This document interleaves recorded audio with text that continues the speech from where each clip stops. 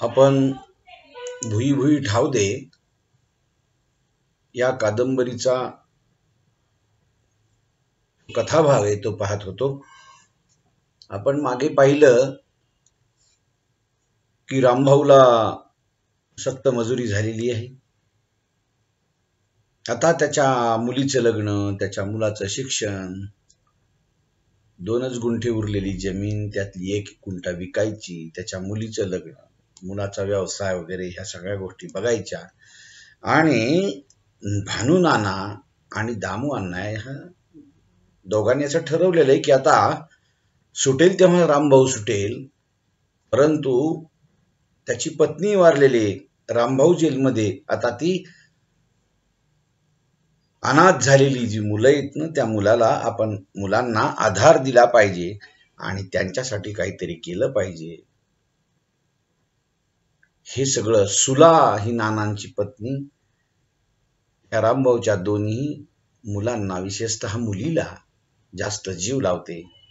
आपणास आई नाही याची जाणीव न होऊ देण्याचं काम ती सुला करते. आणि त्याच्या पुढचा आपण भाग आता बघणार आहोत. आता हे जे पश्चिम महाराष्ट्रातला जो भाग आहे ना, बनवडी वगैरे हा शिवार, साताऱ्यापासूनचा जवळचा, आता इथं कृषी संस्कृतीची मोडतोड होते, विल्हेवाट लागते, तिचा ऱ्हास होतोय आणि नवीनच बांधकाम संस्कृती कशी उदयाला येते याचं वर्णन काही अंशी इथं आपल्याला बघायचे. लेखक म्हणतो की गेल्या काही वर्षापासून विद्यानगर परिसरामध्ये एक वेगळीच संस्कृती उदयाला आली, तिचं नाव बांधकाम संस्कृती. कृषी संस्कृतीची मोडतोड करत करत या संस्कृतीनं, म्हणजे बांधकाम संस्कृतीनं आता जरा बाळसं धरलेले. हजारो वर्षाची परंपरा असणारी इथली कृषी संस्कृती आता जवळजवळ संपलीच आहे. आता इथं वेगळाच गलबला तयार झालाय. इथं जागोजागी खडी, वाळू, विटांचे ढीग दिसत आहेत. रात्रंदिवस कामं चालू असतात. कानडी मुलखातले व दुष्काळी भागातील मजूर वेळ प्रसंगी अंगावर कामे घेतात आणि ते रात्रंदिवस तिथं खपत राहतात. एकेकाळी ऐश करणारी आणि आता कफल्लक झालेल्या काही गुंठा किंगांची मुलंही गवंड्यांच्या हाताखाली काम करताना दिसतात. परंतु कानडी कामगारांसारखा कड त्यांना निघत नाही. इथलच्या बागायतदार शेतकऱ्यांची मुलं आता ह्या गवंड्यांच्या हाताखाली काम करतात. त्यांची गुंठा गुंठा विकत विकत ही शेती संपुष्टात आली. नको ते व्यसनं लागली. साहेबू सारखं आपण बघितलं. आणि आता ही गवंड्यांच्या हाताखाली, कानडी भागातल्या कामगारांसारखं गवंड्यांच्या हाताखाली ती काम करतायत. पण ह्या मुलांना इथलच्या त्या कानडी किंवा कर्नाटकातून आलेल्या लोकांच्या सारखं काम होत नाही. त्याचबरोबर इथे बिल्डिंगसाठी लागणारं जे सामान आहे त्याच्या वाहनांच्या वर्दळांची, म्हणजे त्या वाहनांची जी वर्दळ आहे ती इथं सुरू दिसते. आता कोठे ना कोठे स्लॅब पडतानाची धांदल सुरू दिसते. वाळू, खडी, सिमेंट आणि पाणी यांची मिक्सर मधली घुसळण सुरू असते. मशीननं स्लॅबवर मिक्सरला उचलणं, रिता मिक्सर परत खाली येणं अशी दृश्य भोवताली सहज पाहिलं तरी दिसतात. फरशा, लोखंड कापताना होणाऱ्या मशीनच्या कर्कश आवाजाने लहान मुले झोपेतून दचकून उठतात. आता रात्री बेरात्री अशी कापणी सुरू असते. वेल्डरची वेल्डिंग मशीन चालू असते, प्लंबरची ड्रिल मशीन चालू असते. ह्यांना काही वेळ काळ काही समजत नाही, कारण त्यांनी अंगावर घेतलेली कामं असतात. त्यांना कामं उरकायची असतात, संपवायचे असतात आणि वेगानं इमारती उभ्या करायच्या असतात. बघा, कधी काळी शांत असलेला गाव रात्री बेतरात्री देखील कर्कश आवाजाने निनादून जातो आणि झोप हराम होते, शांतता भंग पावते. या भागात एप्रिल मे हे 2 महिने वाळूच्या साठवणुकीचे महिने असतात. पावसाळा सुरू झाला की वाळू उपसणं अवघड जातं, म्हणून या 2 महिन्यात शक्य होईल तेवढी वाळू उपसायची, साठवून ठेवायची आणि मग पुढे पावसाळा संपेपर्यंत पुरेल एवढी बेगमी करायची, एवढी वाळूंची साठवणूक करायची. मग वाळू माफियांचे जेसीबी, डंपर, ट्रॅक्टर, ट्रक रात्रंदिवस नद्यांचे लचके तोडतात. बिल्डर लोक वाळूची आगाऊ खरेदी करून प्रचंड साठवणूक करून ठेवतात. वाळू विक्रेते, वाळू माफिया असे अनेक वेगळे शब्द या संस्कृतीने जन्माला घातले आणि कृषी संस्कृतीने हजारो शब्द गडप केले. ज्या भागामध्ये पुढील 4-5 महिने मोठ्या प्रमाणावर बांधकाम सुरू राहणार आहे, अशा भागात वाळूचे प्रचंड ढीग दिसतात. मोकळ्या प्लॉटमध्ये, सार्वजनिक ठिकाणी वाळूचे अजस्त्र ढीग जागोजागी लावलेले असतात. त्यावर आजूबाजूची मुलं घसरगुंडी खेळतात. तिथेही वसंता, दिलपा, सायबू, विजू, वैशाली, सुवर्णा ही सर्व मुलं अशा वाळूवर घसरगुंडी खेळतच मोठी झाली. प्लॉट धारकास गोडी गुलाबीनं पैसे देऊन, लालूच दाखवून, दमदाटी करून एन केन प्रकारे कोणत्याही प्रकारानं मोकळ्या प्लॉटमध्ये वाळू साचवली जाते आणि वाळू हा बांधकाम संस्कृतीचा अविभाज्य भाग आहे. अशा या वाळूची महती खूप मोठी. तिचे कण रगडले की नोटा गळतात. तिच्याबाबत काही अफवाही पसरल्या जातात. कोतवाल तलाट्यापासून कलेक्टर पर्यंत सर्व महसूल कर्मचाऱ्यांना वाळूमुळे कापरं भरतं म्हणे. वाळू हा नुसता शब्द ऐकल्याने 3 गर्भवती महिलांचा गर्भपात झाला असंही बोललं जातं. वाळूच्या अशा अनेक आख्यायिका पसरल्या. बघा, वाळू माफी आहेत. भर दिवसा अंगावर ट्रक घालणारे लोक येतात. वाळूंची तस्करी करणाऱ्यांच्या पाठीमागे इथून तिथून सगळे लोक असतात. गुंड असतात, मवाली असतात. राजकारण्यातल्या हस्तकांची दबक्या आवाजानं चर्चाही चालू असते. आणि नुसतं वाळू शब्द जरी उच्चारला ना, कारण अनेकांचे खून पडतात. काहींना वाळूच्या ट्रक खाली चिरडल्या जातं अधिकाऱ्यांना, या महसूल अधिकाऱ्यांना. आणि म्हणून वाळूची वाहतूक दिवसा कमी होते तर रात्री अधिक होते. रात्री अपरात्री वाळू वाहतूक करणाऱ्या वाहनावर धाडी टाकल्या जातात. त्या स्वतःची तिजोरी भरण्यासाठी की सरकारची माहित नाही. भ्रष्टाचाराचं कसं कुरण झालेलं हे लेखक इथं निर्देशित करतो. जर पुन्हा एखादा प्रामाणिक अधिकारी आला आणि त्यानं जर ती वाळूचा ट्रक पकडला, त्या वाळूचा ढीग पकडला, तर तो ज्या नेत्याचा बगलबच्चा असतो वाळू सम्राट, त्याचा उपद्रव त्याला सोसावा लागतो, त्या अधिकाऱ्याला. आणि एका वाळू सम्राटाकडे शेकडो मुलं कामाला असतात, कॉलेज कुमारही असतात. नुसत्या टिहळणीसाठी चौकात थांबून रात्रंदिवस टिहळणी सुरू असते. कोतवालापासून कलेक्टर पर्यंत कोण कोठे आहे याचं थेट प्रसारण मोबाईलवरून वाळू सम्राटापर्यंत पोहोचतं. एखादा अधिकारी रात्री 2 वाजता धाड टाकण्यासाठी अमुक चौकातून तमुक नदीकडे निघालाय हे जसं वाळू सम्राटास माहीत होतं, तसंच पहाटे 4 वाजता त्याच्या बायकोजवळ झोपलाय हेही माहीत असतं. अशी सरकणार वाळू सम्राटांच्या पायाखाली. कशी सरकणार ही वाळू सम्राटांच्या पायाखालची वाळू? हे वाळूंचे सम्राट आहेत ना, हे कसे भिणार? या दिवसात वाळू साचवण्याची जशी धांदल चालते ना, तशीच धांदल कामाची सुरुवात करणाऱ्यांची असते. त्यांना पावसाळा सुरू होण्यापूर्वी पाया काढायचा असतो, पाया खोदून तयार करायचा असतो. कारण काळी कसदार जमीन पावसाळ्यात पाया खोदू देत नाही, पाणी साचतं. पावसापूर्वी पाया खोदून बेड कॉन्क्रीट झालं की बिल्डरांची चिंता मिटते. मग पुढचं काम सगळं पावसाळ्यात बिनघोर करता येतं. आणि म्हणून अशा कामांची लगबग ऐन मे महिन्याच्या अवकाळ्यात सुरू असते. कृषी संस्कृतीमध्ये या दिवसात तुलनेने लोक निवांत असत. मग जत्रा खेत्रा करण्यात ते गुंतत. त्या संस्कृतीत पूर्वी सुगीच्या दिवसात अशी धांदल या परिसरामध्ये दिसत असे. काळ बदलला, संस्कृती बदलली, धांदलीचे दिवसही बदलले. धांदल असते पण त्या दिवसांनी जागा वेगळी घेतली. आणि म्हणून मग नाना उसाच्या सरीतून चालत होते, एक एक पाऊल उचलत होते. युद्ध कैदी जसे शरण जातात ना, तसे नाना चालतात त्या उसाच्या सरीत. रहिवासी वसाहतीच्या गेंड्यांचे पाय एकदा तुमच्या भुईपर्यंत पोहोचले ना, की तो गेंडा असा नाही तसा तुमच्या भुईला गिळून टाकतो. कसाही तो गिळतो. मग घशात पोहोचलेल्यांचा धडका घेऊनही काहीच फायदा नसतो. नानांच्या पुढे हाच प्रश्न होता की आता हे रोखणार कसं. त्यांच्या पुढे हा जो प्रश्न गेली अनेक वर्ष होता, तो प्रश्न ते खरोखर होता. 2 वर्षापूर्वी जेव्हा त्यांच्या पूर्वेकडची जमीन विकली गेली, तेव्हा ती घेणारा बिल्डर आहे हे त्यांना माहित नव्हतं.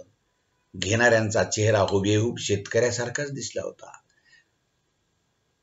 माणसं चेहऱ्यासारखी समान दिसतात शेतकऱ्यासारखी, पण मधून किती वाईट आणि किती कपटी प्रवृत्तीची असतात हे तेव्हा कळतं. त्या नानांना ते बिल्डराचा चेहरा शेतकऱ्यासारखा त्यांना दिसला, तेव्हा त्यांना खूप बरं वाटलं. कारण अगोदरचा मालक लक्ष्मण जाधव आळशी होता, त्याला शेती नीटनेटकी कसता येत नव्हती, उत्पन्नही फारसं तो काढत नव्हता. आता शेजारचा शेतकरी नेटाने शेती करेल, भरपेट उत्पन्न काढेल, मग त्याच्याशी आपण स्पर्धा करू आणि आपणही जमिनीतून भरपेट उत्पन्न काढू. निकोप स्पर्धा वाढेल. त्यामुळे नानांना आनंदच झाला होता त्यांच्या शेजारची जमीन विकली म्हणून, कारण एका चांगल्या शेतकऱ्याकडे गेली असेल. पण लवकरच ती शेत जमीन जेव्हा बिगर शेती बनली, बिगर शेती एक सर्टिफिकेट घ्यावं लागतं, NA नॉन ॲग्री, आणि मग तिच्यावर जेव्हा JCB पोकलँड सारखी अवजड अर्थमोहर्स घरघरू लागली, तेव्हापासून नानांच्या छातीतली घरघरही वाढली. पूर्वेकडच्या त्या 5 एकराच्या तुकड्यात पाया खाणला गेला, बीम उभे राहू लागले, भिंती रचल्या जाऊ लागल्या.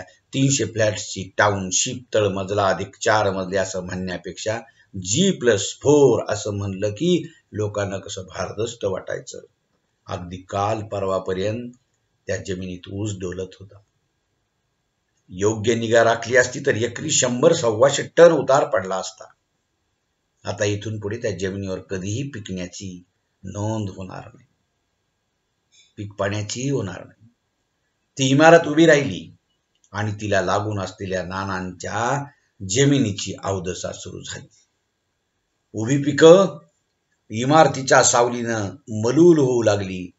जमिनीच्या मशागतीस अडथळा होऊ लागला. नांगरट करता येईना, सरी ओढता येईना, एवढ्याशा पट्टीत ट्रॅक्टरही वळवता येईना. 2-3 फुटाची लांब लचक पट्टी पडीक ठेवावी लागली. एका बाजूनं तिकडं जाताच येईना. त्या शेतात त्या म्हणजे जिथं कंपाऊंड होतं त्या दुसऱ्याचं तिथपर्यंत 5-3 फूट जाताच येईना. मग त्यांना 3 फुटाची पट्टी अशी लांब लचक पडीक ठेवावी लागली. तिथे लोक राहायला आल्यानंतर विचित्र अनुभवावे लागले. कोठून लोक राहायला आलेले. ना त्यांचा एक देश ना एक वेश होता. 300 फ्लॅटच्या मागील बाजूची 300 दारं, 300 बाल्कनी आणि 300 खिडक्या त्यांच्या शिवारात उघडत होत्या नानांच्या. त्या दारं, खिडक्या व बाल्कनीतून नाना पदार्थ त्यांच्या पिकात पडू लागले. कचरा कुंडीत न टाकण्यासारखे व टाकण्यासारखेही अनेक टाकाऊ पदार्थ पडत कचरा कुंडीपर्यंत जाण्याचा कंटाळा सर्रास केला जात असे. कागद असायचा, औषध गोळ्यांचे पॉकेट पडलेले असायचे, भाज्यांचे देठ पडलेले असायचे, शिळं अन्न पडलेलं असायचं, शेंगाची टरफलं, फळांच्या साली, आंब्याच्या कोया, 1 ना 2 हजारो प्रकारच्या टाकाऊ वस्तू दररोज घरात तयार होत असतात. कोणाला रोखणार, कसं लक्ष ठेवणार? दिवसभर पाळतीवर राहिलं तर रात्रीचं काय करणार? सूचनाही देऊन पाहिलं. जे तिथं राहतात त्या सदनिका धारकांनाही भेटून सांगितलं, बिल्डरलाही भेटून आपली कैफियत नानांनी मांडली. परिणाम शून्य. वस्तू रानात पडतच राहिल्या. बिल्डरनं मग नानांना अस्तेपोटी एक सल्ला दिला. आता तिथं तुम्हाला जमीन बसताच यायची नाही. त्याच्यातून उत्पन्नही काढणं अडचणीचं होणार आहे.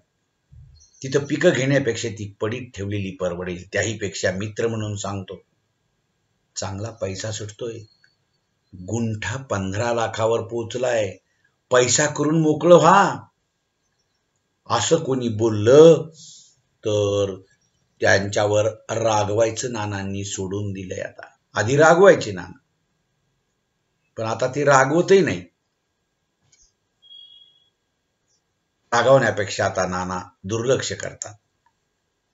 त्यांचं म्हणणं सोडून देतात आणि त्यांना हेही हिताचंच वाटतं. स्वतःच्या अनेक वेळा नानांना आलेला जो अनुभव आहे त्याच्यावरून त्यांनी यांच्याशी उजत घालायचं सोडून दिलं आणि त्यांना एक प्रकारचं व्यावहारिक शहाणपण येऊ लागलं. 6 महिन्यापूर्वी जेव्हा ते याच वावरातून सर्व गमावलेल्या युद्ध कैद्यासारखे असाच विचार करत पावलं उचलत होते, तेव्हा एक व्हिस्कीची बाटली भिरभिरीत येऊन त्यांच्या खांद्यावर आदळली. खांद्याच्या हाडाला भयंकर वेदना झाली. सुदैवानं ते मोडलं नव्हतं. वेदनेची कळ त्यांनी कशीबशी गिळली. त्या टोलेजंग इमारतीच्या कितीतरी दारं, खिडक्या व गॅलऱ्या नेमक्या कोणत्या ठिकाणाहून ती बाटली भिरकावली हे सांगणं कठीण आणि अवघड असायचं. अर्थात ज्या कोणी ती बाटली भिरकावली ती काही त्यांना मारण्याच्या उद्देशाने नसणार हे उघड आहे. त्यांनी आपली आडगळ उसाच्या शिवारात भिरकावली. नानांच्या सुदैवानं ते त्या बाटलीस आडवे गेले, इतकेच. पूर्वी सदनिका उभ्या राहिल्या होत्याच पूर्वेकडच्या. लवकरच पश्चिमेकडे तसलंच एक टोलेजंग टाउनशिप उभं राहिलं. अगोदरच त्यांचं चिंचोळ शेत सलग सावलीत पडलं. मग ते दुपारपर्यंत पूर्वेकडील इमारतीची सावली आणि दुपारनंतर पश्चिमेकडच्या इमारतीची सावली. अखंड सावलीत दडपलेल्या पिकांचं उत्पन्न ते काय निघणार? सूर्यप्रकाशाशिवाय पीक त्यांचं अन्न कसं तयार करणार? आणि मग नानांना मात्र त्या चिंचोळ्या जमिनीची चारी बाजूनं पड वाढली त्यांची. ट्रॅक्टर वळवता येत नव्हते. निम्मे शेत पडीकच ठेवावं लागत होतं आणि जे काही लागवडीखाली आणलं जात होतं ना त्याचं उत्पन्न शून्य होतं. गुडघाभर उंच वाढलेला ऊस पिवळा पडून गेला. आविळ झाल्यासारखा सूर्यप्रकाश हवा होता त्याला आणि आडवी येणारी सावली धरणारी घरं उचलून बाजूला ठेवावीत एवढं बळ आपल्यात नव्हतं, नानामध्ये नव्हतं, नानांच्या मनगटात नव्हतं. आणि वरून त्यात ह्या सगळ्या वस्तू नानांच्या शेतामध्ये वेगवेगळ्या प्रकारच्या पडत असायच्या. वावरातून फिरणं देखील आता मुश्किल झालं नानांना. अशी घाण सगळीकडे टाकली जात होती.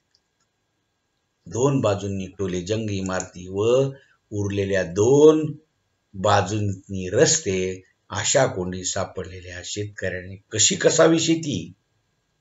काहीही झाले तरी उरलेली जमीन विकणार नाही. नानांच्या निश्चयानं आता काय करायचं बघा.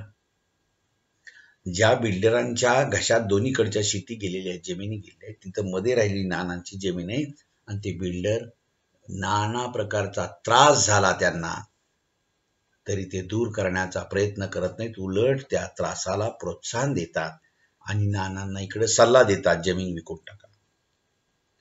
त्यांनी उसातून कधी कधी त्या पिवळ्या पडलेल्या फिरत असायची तेव्हा त्यांना मटणातील खरकट्या नळ्या पडलेल्या दिसायच्या. अंड्याची टरफलं दिसली. शिळ्या भाकरी चपात्यांची तुकडे वावरातून पसरले.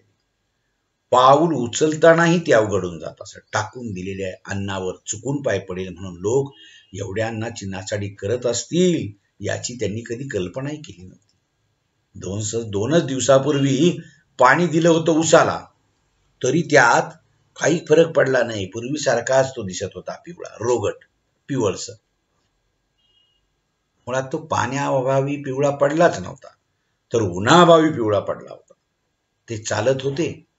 दोन्ही हात असे पाठीमागे धरून चालले होते.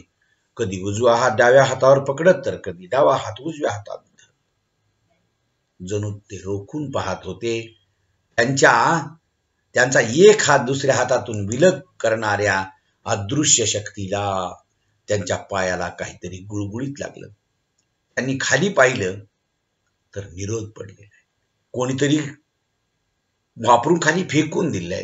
त्यांचा पाय त्यावर पडताच त्यातलं चिकट पांढरं विरी बाहेर पडून त्यांच्या पायाच्या अंगठ्याला चिकटलं. त्यांना किळस आली. तोंडातली थुंकी त्यांनी शक्य तेवढ्या दूरवर भिरकावली. पायाचा अंगठा चिखलात पुसला, घासला. ती चिकट घाण निघून जाऊन अंगठ्याची कातडी हुळहुळ करू लागली. कोणी टाकलं असावं? त्यांनी दोन्ही बाजूस वर पाहिलं. पूर्वेकडील 300 प्लॉट्स अधिक पश्चिमेकडचे 5 सदनिकांचे शेकडो प्लॉट्स, 3 बंगले, बहुतेक दारं खिडक्या बंद. जे उघडे होते तेथे कोठेही पुरुष दिसत नव्हते. एका गॅलरीत कातडी पांढरी पडलेली एक बाई केस विंचरत होती. नुकतीच वामकुक्षी संपून उठली असावी असे किंचित सुजलेल्या तिच्या चेहऱ्यावरून दिसत होतं. विंचरताना निघालेली केस सावकाशपणे ती अशी उसात सोडत होती. नानांनी खाली पाहत स्वतःलाच विचारलं, रोज रात्री निचरा झेलणारे किती असे निरोध आपल्या उसात पडत असतात? कसं रोखणारे? ज्या जमिनी बांधकामांनी घेरल्या आहेत व ज्या काहीच उत्पन्न काढता येत नाही त्यांचं काय करायचं? नानांच्या पुढे हा जो प्रश्न गेली अनेक वर्ष होता तो प्रश्न खरोखरच तेथे होता. तुम्हाला ही म्हण माहीतच असेल की समुद्राच्या लाटेला उशी समजून जे झोपतात त्यांची झोप हराम होते. अतिशय सुंदर असं हे विवचन लेखकाने केलेले. एकूणच या संबंध भागामध्ये आपण पाहिलं की नाना कृषी संस्कृती, तिचा होणारा ऱ्हास आणि बांधकाम संस्कृतीचा उदय होत असताना ज्यांची जमीन मध्ये येते त्यांची जमीन त्यांना विकायला भाग पाडणारे बिल्डर, वेगवेगळ्या अनेक संकटांना ती जमीन जात असलेली सामोरी आणि विकण्याशिवाय उरत नसलेला पर्याय, त्याचबरोबर वाळू माफिये, भ्रष्टाचार, या सगळ्यांनी किंवा शांततेनं चालणारं जीवन खेड्यातलं कसं अचानक उद्ध्वस्त व्हायला लागतं आणि माणसं कशी बांधकाम संस्कृतीमध्ये व्यस्त होतात याचं सगळ्यांचं दर्शन लेखकाने इथं घडवलेलं आहे. मी तुम्हाला याच्या नंतरचा जो भाग आहे तो नंतरच्या तासात सांगतो. आज आपण इथं थांबूया. ठीक आहे.